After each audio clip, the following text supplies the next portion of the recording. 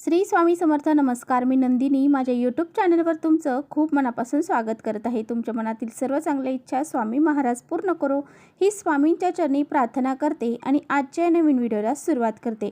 तर येत्या 12 एप्रिल रोजी म्हणजेच वार येत आहे शनिवार आणि या दिवशी आलेली आहे चैत्र पौर्णिमा. तर चैत्र पौर्णिमेलाच हनुमान जयंती साजरी केली जाते. दरवर्षी चैत्र पौर्णिमेला हनुमान जयंती साजरी केली जाते.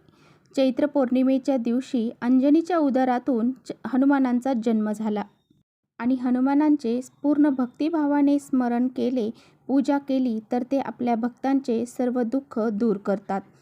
हनुमान जयंती ही सकाळी साजरी केली जाते, त्यामुळे आपल्याला या दिवशी ब्रह्ममुहूर्त उठून स्नान हे करायचं आहे. त्याचबरोबर या दिवशी काही उपाय आणि सेवा देखील केल्या जातात. आजच्या व्हिडिओमध्ये मी तुम्हाला अतिशय प्रभावशाली उपाय सांगणार आहे, सेवा सांगणार आहे. तर आपल्याला 12 एप्रिल शनिवारी हनुमान जयंतीच्या दिवशी या झाडाला नक्की स्पर्श करायचा आहे. या झाडाला जर आपण या चैत्र पौर्णिमेला स्पर्श केला तर आपली गरिबी ही नावालाही उरणार नाही. 7 पिढ्यांचं दारिद्र्य नष्ट होईल आणि आपल्या घराची, मुलांची, पतीची खूप सारी प्रगती होईल. इतका हा प्रभावशाली उपाय आहे. हा उपाय कोणते झाडं जे आहेत ते त्यांना आपल्याला स्पर्श करायचा आहे याबद्दलची संपूर्ण माहिती आजच्या व्हिडिओमध्ये आपण जाणून घेणार आहोत. त्यामुळे तुम्ही पुढे व्हिडिओ स्किप न करता शेवटपर्यंत नक्की बघा, जेणेकरून तुमच्यापर्यंत योग्य ती माहिती पोहोचेल. आपल्या चॅनलवर जर नवीन असाल तर चॅनलला सबस्क्राईब करा आणि असेच नवनवीन माहितीपूर्ण व्हिडिओ पाहण्यासाठी बेल आयकॉनलाही प्रेस करा, म्हणजे मी जेव्हा कधी नवीन व्हिडिओ अपलोड करेन त्याचं नोटिफिकेशन सर्वात अगोदर तुम्हाला भेटेल आणि तुम्ही एकही व्हिडिओ मिस करणार नाही. त्याचबरोबर खाली कमेंट्समध्ये जय बजरंग बली लिहायला अजिबात विसरू नका. व्हिडिओ माहितीपूर्ण वाटला तर आपल्या मित्रपरिवारांसोबत नक्की शेअर करा. आपल्या हिंदू धर्मात अशी काही झाडं आहेत की त्या झाडांची पूजा करणं आपल्या हिंदू धर्मामध्ये खूप महत्त्वाचं मानलं जातं.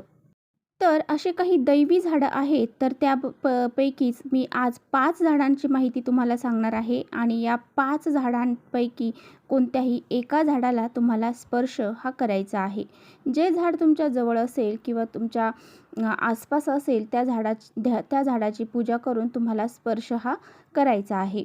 एकीकडे आपले विज्ञान सांगते की आपली जी सृष्टी आहे तर ती झुडपांशिवाय शक्य नाही आणि दुसरीकडे शास्त्रात मात्र काही झाडे दैवी आणि चमत्कारिक मानली जातात.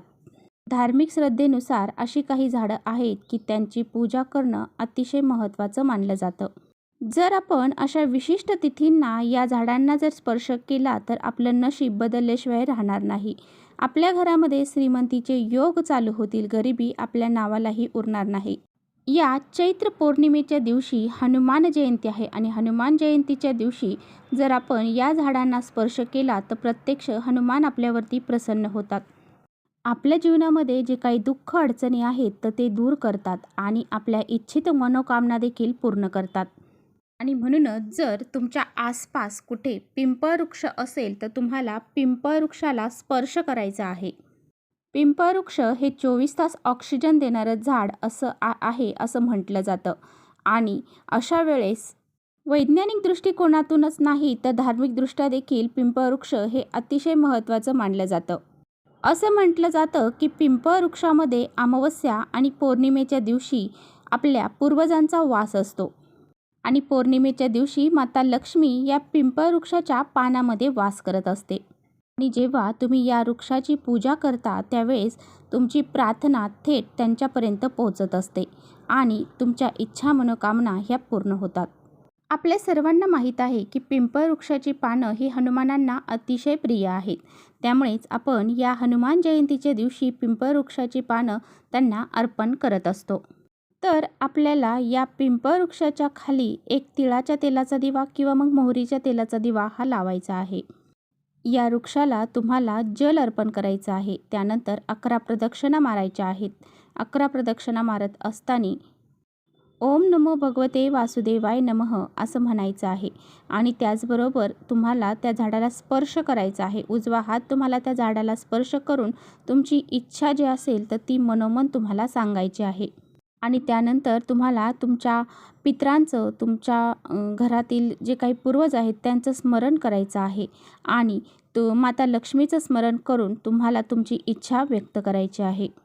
त्याचबरोबर तुम्हाला थोडंसं कुंकू त्यामध्ये थोडंसं पाणी टाकून त्या झाडाचं जे पान असेल पिंपळ वृक्षाचं, त्या पानालाच तुम्हाला तुमची जी काही इच्छा आहे तर त्या कुंकवाच्या सहाय्याने तुम्हाला लिहायची आहे आणि अशा प्रकारे तुमची इच्छा तिथे तुम्हाला लिहायची आहे. अगदी कोवळं पान असेल तर त्या पानावरती तुम्हाला ती इच्छा लिहून यायची आहे.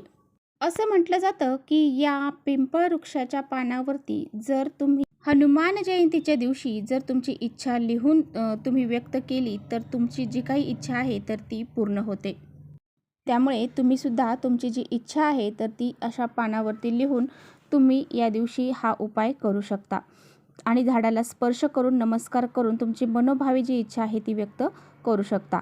तर पुढचा उपाय आहे तो म्हणजे ती आपल्याला तुळशीच्या झाडाला स्पर्श करायचा आहे.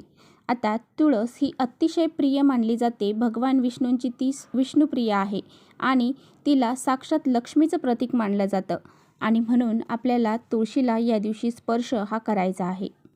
तर माता लक्ष्मी आपल्या तुळशीमध्ये वास करत असते आणि तुळशीला माता लक्ष्मीचं प्रतीक मानलं जातं. त्यामुळे बघा असं म्हटलं जातं पौर्णिमेच्या दिवशी जर आपण तुळशीची पूजा केली तर साक्षात माता लक्ष्मी प्रसन्न होते. कारण या दिवशी माता लक्ष्मी ही पृथ्वी तलावरती जागृत अवस्थेमध्ये असते आणि तिची सेवा उपासना करणाऱ्यांना ती धनधान्य समृद्धी प्रदान करत असते. म्हणून आपल्याला या दिवशी तुळशीपाशी एक शुद्ध गाईच्या तुपाचा दिवा लावायचा आहे. गाईच्या तुपाचा दिवा जर आपण तुळशीपाशी लावला तर घरामध्ये श्रीमंती वाढत असते. यानंतर तुळशीला 11 प्रदक्षिणा घालायच्या आहेत. आता तुळशीपाशी जागा नसेल तर स्वतःभोवती 11 प्रदक्षिणा तुम्ही घालू शकता. यानंतर तुम्हाला तुमचा उजवा हात जो आहे तर तुळशीला स्पर्श करायचा आहे आणि तुमची इच्छा जी आहे तर ती मनोमन तुम्हाला व्यक्त करायची आहे आणि तुळशीला प्रदक्षिणा घालत असताना ओम नमो भगवते वासुदेवाय नमः या मंत्राचा जप देखील करायचा आहे. असं केल्याने व्यक्तीच्या जीवनातील सर्व दुःख अडचणी संकट दूर होतात आणि त्याच्या इच्छा देखील पूर्ण होतात. यानंतरचं पुढचं झाड आहे ते म्हणजे रुईचं झाड. आपल्या सर्वांनाच माहीत आहे की हनुमानांना रुईच्या झाडाची पानं देखील किती प्रिय आहेत. असं म्हटलं जातं की हनुमानांना जर आपण हनुमान जयंतीच्या दिवशी रुईची पानं अर्पण केली तर आपल्या सर्व इच्छा मनोकामना ह्या पूर्ण होतात. म्हणून रुईच्या झाडाला देखील आपल्याला पूजा करायची आहे, स्पर्श करायचा आहे. या दिवशी तुम्हाला जे काही रुईचं झाड आहे तर त्याला जल अर्पण करायचं आहे, हळद कुंकू अक्षदा अर्पण करायच्या आहेत आणि तिथे एक दिवा तुम्हाला लावायचा आहे. त्या झाडाला तुम्हाला 11 प्रदक्षिणा घालायच्या आहेत. प्रदक्षिणा घातल्यानंतर त्या झाडाला तुमचा उजवा हात लावून स्पर्श करून तुमची इच्छा मनोकामना जी आहे तर ती व्यक्त करायची आहे. या झाडाला स्पर्श केल्याने आपली इच्छा व्यक्त केल्याने आपल्या ज्या काही संपत्ती आहे त्यामध्ये वाढ होते, लक्ष्मी आपल्या घराकडे आकर्षित होते. यानंतरचं पुढचं झाड आहे ते म्हणजे शमीचं झाड. जर आपण या हनुमान जयंतीच्या दिवशी तिळाचा तेलाचा दिवा हा शमीच्या झाडापाशी लावला तर आपल्या घरामध्ये संपत्तीत वाढ होते. म्हणूनच रोज संध्याकाळी शमीच्या झाडाखाली दिवा लावावा. परंतु ही हनुमान जयंती आहे तर ह्या हनुमान जयंतीच्या दिवशी अवश्य हा उपाय करायचा आहे. त्यानंतर शमीच्या झाडाला प्रदक्षिणा घालायच्या आहेत. तिळाच्या तेलाचा दिवा लावायचा, जल अर्पण करायचं आणि 11 प्रदक्षिणा घालायच्या. त्या झाडाला स्पर्श करून तुम्हाला तुमची इच्छा व्यक्त करायची आहे.